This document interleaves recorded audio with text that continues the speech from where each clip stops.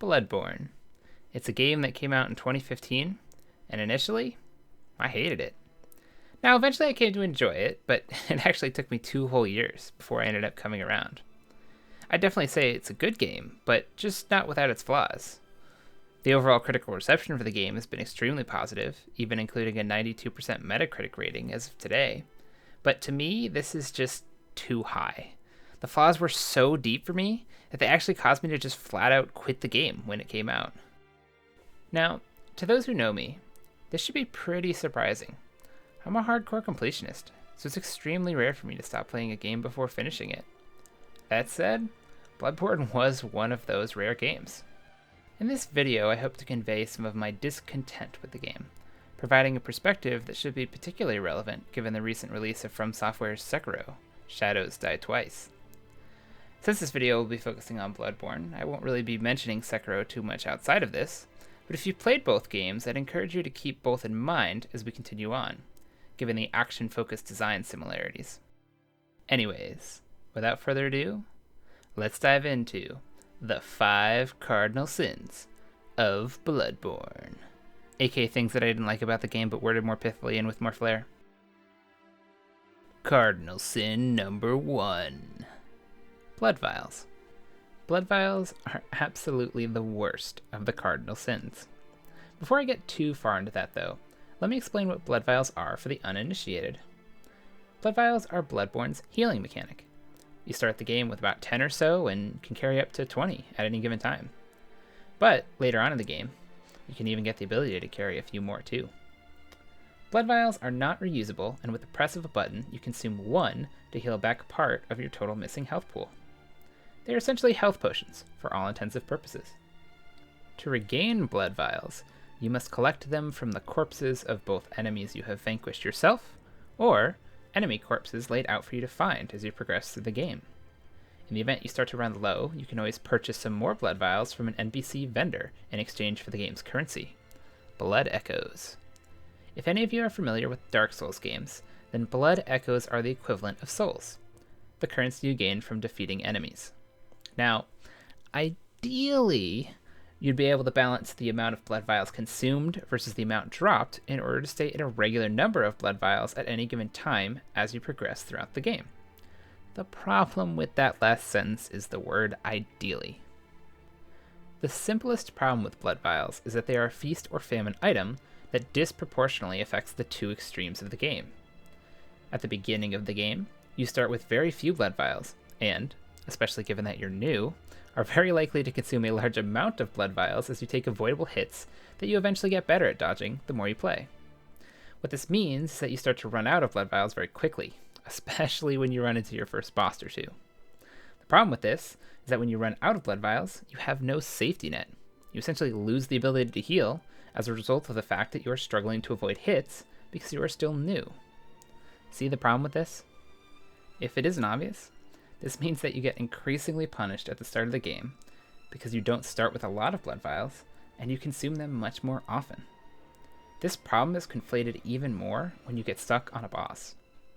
In Dark Souls, it's common practice to skip the smaller mobs and run straight to the boss you died at in order to keep trying to defeat them. However, this is almost impossible to do in Bloodborne, especially at the start. Since mobs drop Blood Vials, you almost have to farm them in order to get more. Otherwise, you just simply won't have any healing potions. This means that the early bosses are much more difficult than intended, as the bosses seem to be designed around you having Blood Vials in your inventory. So in other words, you have to beat the first few bosses in the game without taking any hits, something only an experienced player should be able to do. And your newness is the exact reason you become forced into this situation. As a matter of fact, this is what ended up causing me to outright quit during my first time with the game. It took me dozens of attempts to beat the first boss, and by the time I was just a few attempts into the second boss, I was out of Blood Vials. This left me with a few options. Option 1. Try to defeat the boss again, straight away, while just running past all the mobs. This is what I wanted to do, and you can do in Dark Souls games without any downsides. But if you try to do that in Bloodborne, you don't get any extra healing. Option 2. Kill the mobs on the way to the boss in order to get a few Blood Vials, around 2 to 6 usually, giving me a small amount of healing before heading into the boss. But then the downside is that you have to kill the same mobs over and over again each time you die in order to replenish the blood vials. Option 3. Ignore the boss completely, and instead repeatedly farm the smaller mobs in order to collect their blood vials and blood echoes, and then also use the blood echoes to buy more blood vials. I started with option 1 out of stubbornness and eagerness to show the boss who's the real badass. But obviously that was borderline impossible for someone starting their very first playthrough and constantly running out of blood vials. Eventually, after around 10 attempts in which I made almost no progress, I ended up switching to option 2. This allowed me to make some progress, but it took closer to 10 minutes per death to even get back to the boss to make another attempt. So it was slowly driving me insane. I actually never resorted to option 3 because, to me, if the game required you to farm mobs in order to progress, then it was just so far removed from what made the Dark Souls games fun that I would just rather quit. Eventually, after almost several hours had gone by, I beat the second boss by repeating option number 2. The main reason I kept going was because I was so set on wanting to enjoy the game as a fan of the developers and the other games they've made, in addition to the high public praise. After I beat it though, I had essentially checked out. I eventually made my way to the third boss, who, lo and behold, had a poison mechanic attached to it. What does this mean, you may ask? Well, once poisoned, you have to use an item to cure the ailment, an item that comes in a limited supply on corpses and can be bought with blood echoes. Sound familiar? It was only 3 attempts in when I ran out of the poison cures and called it quits. Now the irony of all this to me is that this is a solved problem. The Dark Souls games already had a solution. Estus flasks are the Dark Souls equivalent of blood vials, and the difference between the two is that Estus flasks have limited charges that get restocked when you die, or get to a checkpoint, aka bonfire. This means that you could run at the boss as much as you'd like, and die to the boss as much as you'd like, while still getting the same amount of healing available to you each time. Additionally, in order to add more Estus charges to your flask, you need to find Estus shards, which can only be found in a few specific places laid out by the developers. Meaning that the developers have a very strong idea of how much healing the player will have available to them at any given time. Having a predictable amount of healing available to the player, because Estus flasks get refilled at checkpoints and when you die, and having a guided upgrade system through finding the non-randomized Estus flask shards, makes the boss design easier for developers, because they can have a much better idea of what health-related tools the players will have available to them. This, of course, isn't the case in Bloodborne, where the player can have anywhere between 0 blood vials or 20 during any boss attempt. This means that bosses are in turn harder to balance around, because you can't guarantee how much healing the player will have. But we'll get into the Bloodborne boss design later. Can you guess which sin it is? Now, all that being said, this is just one end of the spectrum. The other problem with Bloodborne's blood vials is the endgame. There's a mechanic in Bloodborne where when you pick up a blood vial off of a corpse, or buy one from a vendor, and you're already carrying 20 vials, the max amount you can hold, then any additional vials you get go into a long-term storage chest that you automatically draw from upon death or at a checkpoint, aka Lantern. The problem with this is that when you get later and later into the game, and get better and better at avoiding damage and dodging attacks, you slowly accumulate more and more blood vials to the point where, by the time I reached the final boss, I had around 600 blood vials in my storage chest. This is a huge problem. While you can still only hold 20 at any given time, having an infinite supply of 20 vials for every encounter is clearly more than the designers intended you to have.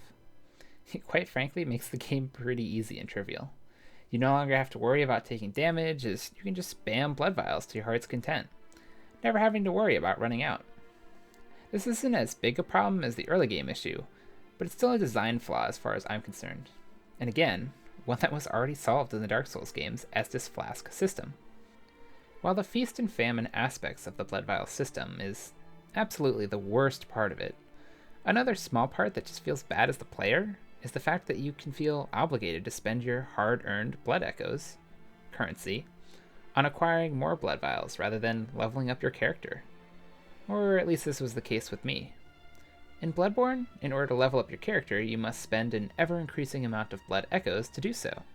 However, because of how painfully bad my first initial famine experience was with blood vials, I felt like I was forced to keep spending all of the blood echoes I had on blood vials just to avoid the horrible feeling of being stuck on a boss. Bluntly put, this felt awful. Normally defeating a boss is an exciting triumph, rewarded with an ocean of blood echoes flowing into you that you can then use to make your character grow in strength. However, after defeating the bosses of Bloodborne, I simply went straight to the embassy vendor and bought as many blood vials as I could, just to make sure I could keep playing the game. My first experience was so bad that it quite literally overshadowed my potential enjoyment I could have had, simply out of fear for experiencing it again. Alright, now before anyone who's played the game starts yelling at me too much, let me mention one other quick aside. In Bloodborne, unlike in the Dark Souls games, you can recover health for a brief time after being attacked by an opponent via a mechanic called Rally. Basically, the Rally mechanic is designed to encourage players to be more aggressive and counterattack more often. They also encourage this by the removal of an over-reliance on shields, a common strategy which works in the Dark Souls games. While the intentions of the system are all well and good, in practice I think it suffers. More often than not, I found that by trying to counterattack as a way to recover health, I ended up just getting punished and hurt even more because of how frequently enemies attack and how short the window is for rallying. I don't think the rally mechanic fails, I just found it overall unreliable, aside from when I was fighting lower level mobs that I could just mindlessly swing away at with my heart's content, where, in the off chance that they hit me, I could just quickly fill my health back up again through rallying. Looking at all this holistically leads me to believe that they developed the rally mechanic first, and then realized that when combined with the Estus Flask system, it would be too much healing. As a result, they then decided to change the Estus Flask system into the Blood Vial system, and just didn't think about the two major edge cases. To their credit, the mid-game is definitely the smoothest because of the Blood Vial system working well, where the player is neither too afraid of running out of blood vials completely, nor has so many that they run around without fear. The problem is that the other ends of the spectrum create such a poor experience that is just absolutely not worth it. Okay, if all of that praise wasn't fun enough for you, well then, you'll love what I have next. Remember that boss design thing I mentioned earlier? Well, get ready. Here comes Cardinal Sin number 2. Cardinal Sin number 2. Boss design. There are 22 bosses total in Bloodborne, if you include the DLC, and of these, I would consider 17 and a half of them to be poorly designed. Bloodborne's bad bosses can largely be categorized into one of three ways: parry spammers, gimmicks, and large flailers. Parry spammers. Parry spammers are, as far as I am concerned, the least offensive of the three major poorly designed boss types. Parry spammers include Father Gascoigne, Phase 1, Martyr Ligarius, Gehrman, the First Hunter, and Lady Maria of the Astral Clock Tower. The best way to summarize these bosses would be to say that they are simply missed potential. I actually enjoyed fighting most of these bosses. However, they all suffer from the same problem. They can be cheesed very easily by spamming your parry attack. Just to give some context, in Bloodborne there is an attack called a parry. In one hand you hold your main weapon, which you can use to damage the enemy through a series of strikes, and in the other hand, you hold a gun. It is this gun that can be fired at will to hit an enemy with a bullet. If you happen to time this gunshot with an enemy attack animation, the animation gets interrupted, and the boss gets temporarily stunned, leaving them open for a brutal counterattack that does a large amount of damage. Bloodborne actually tries to account for the potential to abuse this in two ways. First, it limits the amount of bullets you can carry to 20. However, similar to the blood vial system, you can simply buy or store more than 20 in order to always have 20 on you at any given time. On top of this, you can actually convert a small portion of your health to extra bullets on command. Meaning in the event you run out in the duration of a fight, you can simply craft more mid-fight, assuming you have some more blood vials on hand than bullets. Secondly, most bosses cannot be parried. All of the bosses that I mentioned earlier, though, are open to such attacks, meaning that their fight's optimal strategy is to just shoot them in the face until they get stunned repeatedly. Now, it would be fair to point out that this strategy isn't required to defeat the bosses, and that I could simply choose to avoid defeating them in this manner. I would counter this by saying that the parry mechanic is one of the main mechanics of the game, though, and that I wasn't going to any extreme lengths to cheese the fights. I didn't hide in a weird corner to confuse the boss AI, or anything fishy like that, but rather I'm utilizing a major game mechanic as it was intended to be used. It just so happens that by using it in this way, it trivializes some of the fights that seem to be designed with it in mind. If they weren't, they simply would reduce the window that the bosses could be parried, or just disable the ability to parry altogether, as they do in many of the other boss fights. As a result, if I were to change my strategy by not parrying, it would be akin to choosing not to use any blood vials during the fight, or forcing myself to stick to a certain weapon arbitrarily. Parrying is a tool to be used in the game, and when used against these bosses, it's simply too easy to spam the attack, thus robbing the fight of much of its challenge. The challenge being the fun part to overcome. That being said, these bosses were mostly fun, with fights like Lady Maria of the Astral Clock Tower getting a special shout out, due to the variety of attack patterns and differing phases that do actually make it harder to parry near the end of the fight. Gimmicks. The next badly designed bosses of Bloodborne are gimmicks, which, as the name suggests, are bosses that usually have one specific mechanic in place which is unique to their boss fight alone. Once you figure out how to deal with the gimmick, the boss fight almost always becomes trivial. Gimmicks include the Witch of Hemwick, Rom, the Vacuous Spider, the One Reborn, Mikolash, Host of the Nightmare, Celestial Emissary, and Living Failures. Just to make sure I'm being fair, the Dark Souls series is also guilty of these boss types, and in both Bloodborne and the Dark Souls games, these bosses are both boring and forgettable. Except the Bed of Chaos, but not for the right reasons. That's not for the right reasons. The main problem with these fights is that the only interesting part is figuring out how to deal with them. This is a problem because once they're solved, the execution is usually tedious. As a result, I'd say that these bosses are largely disappointing, because, as far as I'm concerned, the fun part of the Dark Souls series is fighting challenging and well-balanced bosses that are well-paced and have frequent skill checks throughout the entire fight. Gimmicks do not live up to this standard. While I understand that unique boss fights can be used to break up the pacing and keep you guessing as to what the next boss will be like, the payoff isn't usually worth it in this case. In order for it to work better, the process of implementing the solution to the gimmick should be made more engaging. I think Mikolash, Host of the Nightmare, comes closest to this because of the way the level design is incorporated into his fight, but the actual gimmick itself is extremely tedious and straightforward, with almost zero challenge whatsoever. An example of a well-designed gimmick boss would be Ancient Wyvern from Dark Souls 3. In that fight, the solution is challenging to execute in a way that utilizes spatial awareness and the core combat. But I've also heard that Demon Souls also has some great examples, although I haven't had a chance to play that yet. Large Flailers. The final and worst offender for bad boss design are the large flailer bosses. These include Cleric Beast, Father Gascoigne, Phase 2, Vicar Amelia, Blood-Starved Beast, Dark Beast Parl, Ebritus, Daughter of the Cosmos, Moon Presence, Ludwig the Accursed, Phase 1, and Lawrence the First Vicar. These bosses are the definition of unfun. First of all, they're so large that they actually take up most of your screen, so you sometimes can't even see your own character, and have no way to know where the hell you even are.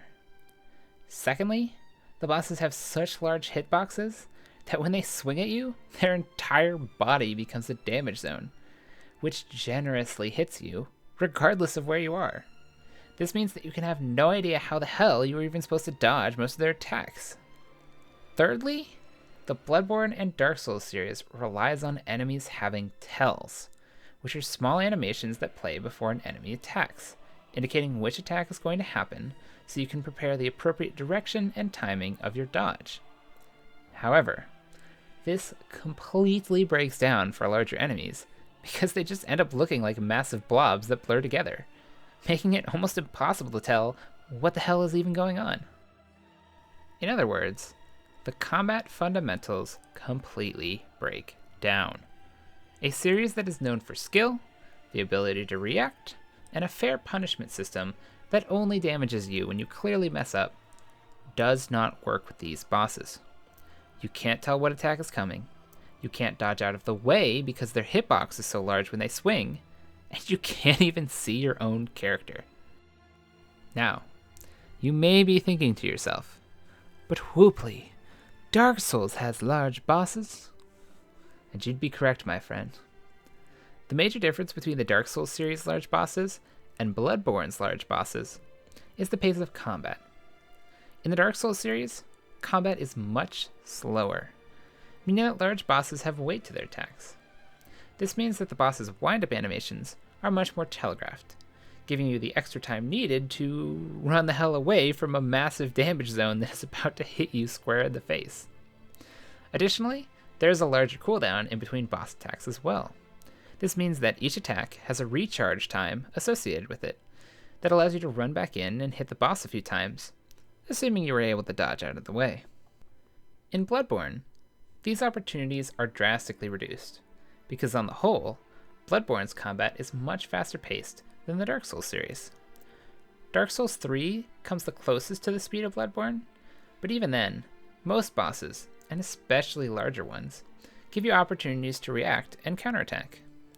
These windows are dramatically smaller in Bloodborne, and while the faster combat works well for other types of bosses and mobs, it just falls apart completely for the big ones. On top of this, it also seems that the Bloodborne bosses just seem to flail around a lot, much more than the Dark Souls bosses do. Most Dark Souls bosses seem precise in their strikes, swinging with purpose, precision, and intent. This seems to align with the solemn and sullen aesthetic of the series as well. Bloodborne, on the other hand, has a multitude of bosses that are in service to the maddening and aggressive tone. This results in bosses that are much more chaotic in visual design and attack patterns, with limbs and hair that sprawl in all directions as they desperately attempt to fling their entire existence into you. While more tonally compatible with the game, it seems it sacrifices clear visual feedback and satisfying gameplay in order to achieve this, which as far as I'm concerned, are the core mechanics of what made these games fun. In other words, the trade-off just isn't worth it. Good boss design. Yes, it exists in this game. In case anyone was wondering, here are the remaining bosses that I think are the best designed in Bloodborne. Shadow of Yharnam, Murgo's Wet Nurse, Amygdala, Ludwig the Accursed Blade, Phase 2, and Orphan of Kos. All of these fights reward tactical positioning and skillful reaction to their attacks. They also present fair windows of opportunities to counterattack without resorting to parry spamming. A special shout out goes to my gal, Yharnam Themarian Queen, as being the most well-designed boss in the entire game. All of her phases provide interesting new mechanics that don't resort to gimmicks and provide an incredibly well-paced and rewarding skill challenge all throughout the fight. As you may have noticed though, I didn't actually list her before. That's because she's a Chalice dungeon boss, and in order to access her, you need to complete all of the Chalice dungeons. Speaking of, Cardinal Sin, number 3. Chalice dungeons. Chalice dungeons should be removed from the game. There, I said it.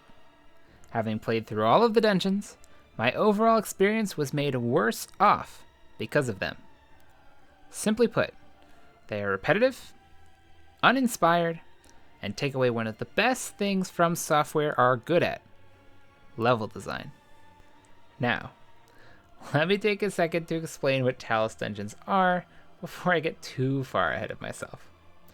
Chalice Dungeons are a small series of optional dungeons that are comprised of a preset number of room and enemy types sewn together at random in order to create almost infinite replayability. Now, for those who love the combat of Bloodborne and just want to experience more of it, regardless of the quality and diversity of the levels, then this was made for you. I am, unfortunately, not that person.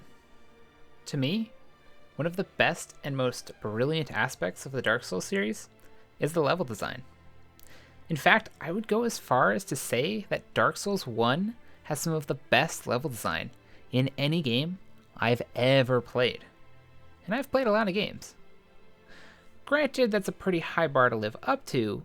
I actually think Bloodborne does a pretty good job at this overall. I would say it's comparable to about Dark Souls 3 in quality, which is a compliment.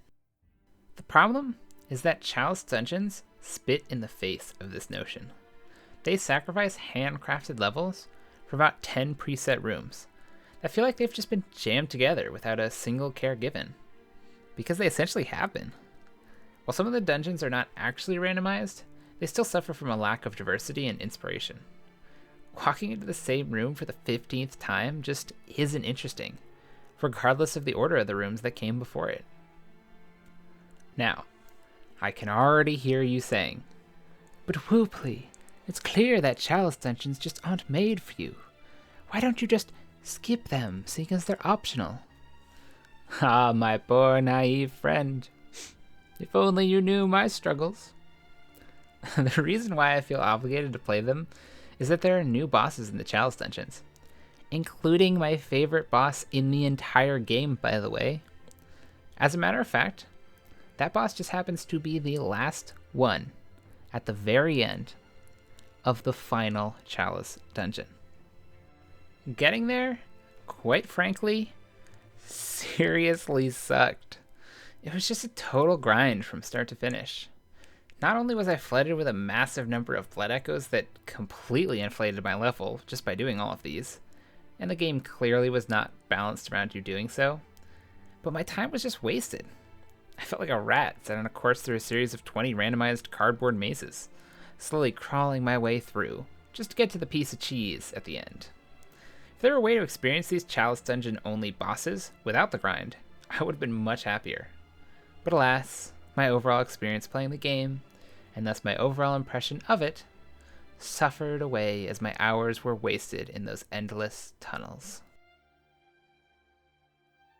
Anyway, on a more positive note, I do think it's cool that FromSoft could utilize an opportunity to try more experimental content for the series. It felt like a great test run for a Dark Souls-esque roguelike game. It just sucks that they had to wall off some of the normally fun content behind an experiment for those, like me, just knew it wasn't for them. Cardinal Sin, number 4. World cohesion. Alright, viewer. Yes, you. The one of you who's watching my video. I dare you to find someone who beat Dark Souls 1, doesn't matter when they beat it, and ask them to try to map out the world as best they can from memory. I bet they could do a pretty good job, as I know I could. The Dark Souls series is known for having great level design, and I think part of why it works so well in Dark Souls 1 is that it's paired with masterclass world design too. By world design, I don't mean the art and aesthetic of the zones, although those are great in both the Dark Souls games and Bloodborne, but rather the way the level connects together to form a larger cohesive overworld. It's worth noting here that world design is sufficiently different from level design because the scope of level design is limited to just a single section of the larger overworld. Now the problem with Bloodborne's world design is that it has a large interconnected world, but just constantly throws you around too much, wasting its potential. There are multiple times when you get teleported or redirected to seemingly random locations in completely different zones, and only later do you find out how some of them connect together. But even then, not all of them do. This left me pretty disoriented, and unable to really figure out which way led to where, despite the fact that the interconnected levels do exist in the game. This is super disappointing, because by tossing you around the world, you lose all sense of the level's interconnectedness, and thus your sense of being grounded in a cohesive world. In addition to this, there are also many zones that simply exist in isolation, devoid of any physical connections to the overworld whatsoever. Forsaken Castle Canehurst, the Lecture Building, the Nightmare Frontier, and the Nightmare of Mensis are all examples of this. Now, these levels aren't arbitrarily disconnected, rather they have perfectly justifiable reasons for being that way from a lore perspective. But despite this, I feel like the overall experience is dampened and the world is made a bit more hollow as a result of the design decision to include many of the late game areas in a series of cut-off enclosures. Now, it is worth noting this is probably very intentional. In a Lovecraftian world, it makes perfect sense that the player should be disoriented and never able to trust their surroundings or sense of place. The problem is that it just ends up making the world design more forgettable, which ultimately hurts its impact to the player experience. One last criticism I'll include here is that I felt like a lot of the zones within Bloodborne tended to blend together a bit. In Dark Souls 1, each zone felt visually distinct, making it much easier to remember what zone led into where. However, the aesthetic of Bloodborne, while brilliant in its own right, felt a bit samey when looked at holistically. By combining this with the fact that there are more isolated one-off areas, and the fact that you get teleported and redirected around so much, the game fails to create a more grounded and cohesive world, in turn making it more forgettable. Cardinal Sin, number 5. PlayStation 4 exclusive. Yeah, I know, this isn't like a game design issue, but it did actually end up impacting my experience though, so I still thought it was worth including. During my time with the game, I ran into multiple frame drops throughout the playthrough, and the 30 FPS cap feels really bad to play, especially for a skill-based and fast-paced combat game like Bloodborne. There were multiple times where I was wishing that it was on PC, because the combat clearly suffered to such a degree that it was frequently noticeable how the lack of frames affected my immersion. All of the Dark Souls games are on PC, so why not Bloodborne? If you want to know more about my thoughts on exclusive titles though, feel free to check out my video on the Epic Games Store. Plug. So anyways, that's that. The 5 Cardinal Sins of Bloodborne.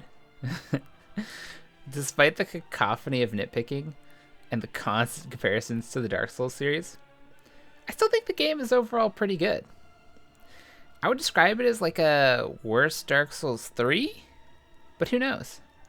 Maybe it was the lessons they learned from Bloodborne that allowed Dark Souls 3 to be an even better game, and in turn eventually make Sekiro, which I did enjoy much more.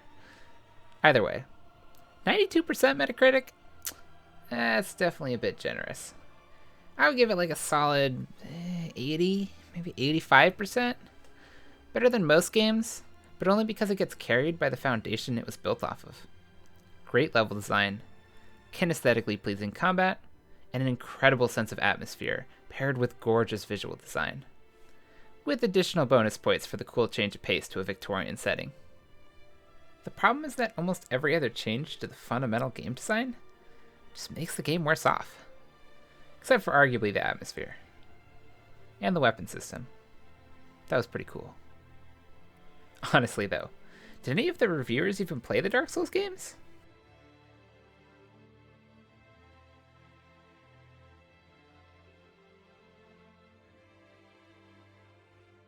Hey guys. Wow. Holy shit. This video took so long to make. Oh my god. I want to say it took me over like 30 hours. So thank you if you actually listened to it all. I'd be, let's be honest, I'd be shocked if like maybe 2 people listened all the way through the end, but I got to a certain point in making it where it was like I just had to keep going. Out of, I guess, stubbornness or pride or whatever. My manifesto, I guess. I don't know. In terms of the actual context behind the video, I originally wrote the script way back when Bloodborne first came out, and then ended up adapting it to include some other stuff, like, because I wrote the script a while ago. It was pretty aggressive because I didn't really have a great experience first time through, but I think in retrospect I ended up appreciating Bloodborne more, so I ended up like going back and cleaning it up a bit, and also including some stuff about Sekiro because that came out since then. But yeah, overall I'm happy about it. Finished a 30-minute video. Tried some new editing stuff. Hopefully some of that got through. Or rather, I guess people notice. My 2 viewers that watch all the way through. But anyway, thank you so much for watching. Holy shit, that was like it's a long video. So if you actually managed to watch to the end, like, congratulations, seriously. It's an achievement right there. But anyway, not sure what the next video will be, but yeah, with this one out of the way, I can start thinking about that. So hopefully you enjoyed, and thanks again.